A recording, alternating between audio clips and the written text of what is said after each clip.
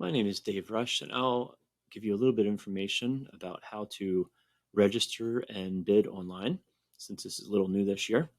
So our online auction, if you go to vareliefsale.com here, it has all your information about what's happening at this year's relief sale. The online auction is a big part of it. So if you just click, you can click on the picture here or right here, online auction. It takes you to this page. And then you can view auction. And when you view the auction, you can see all the different items here. Okay, you can either scroll down through it here with this sidebar. You can also use the bottom bar here to scroll across.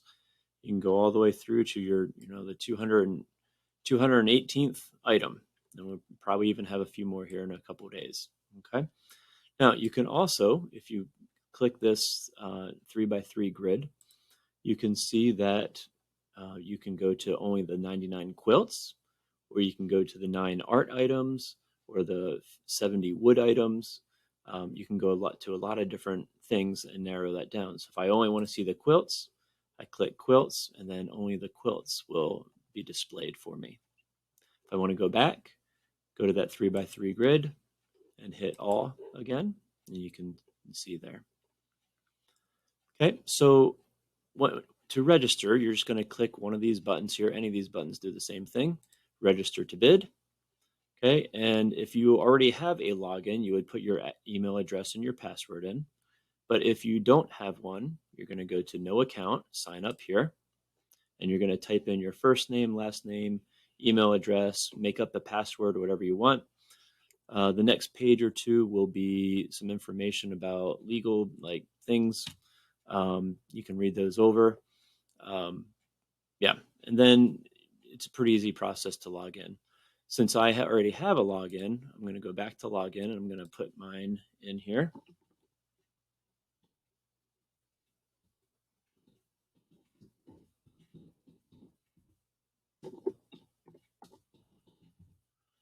Okay, I'm going to hit remember me on this device so I can sign in easily next time.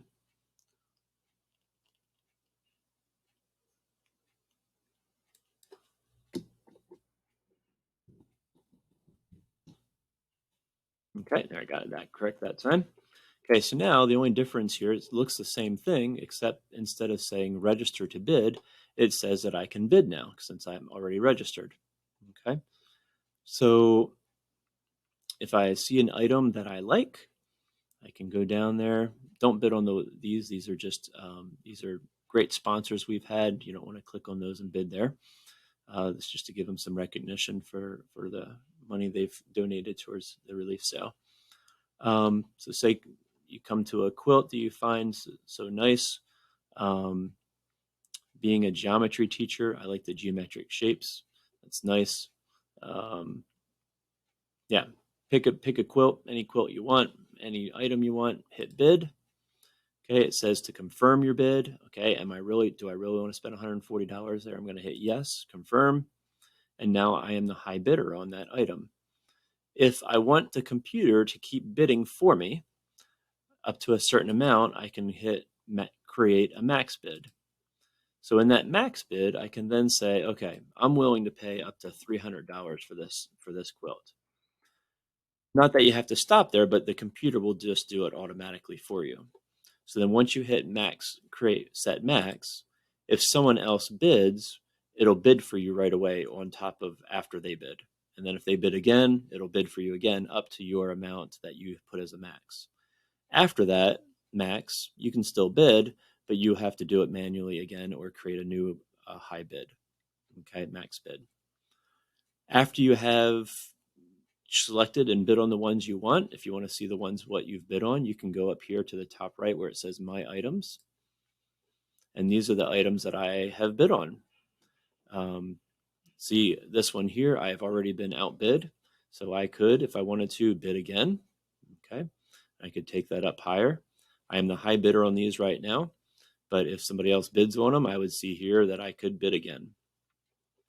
If I want to go back to all items, I go back to and hit all items, and then I'm back to all the items with all the 218 items here.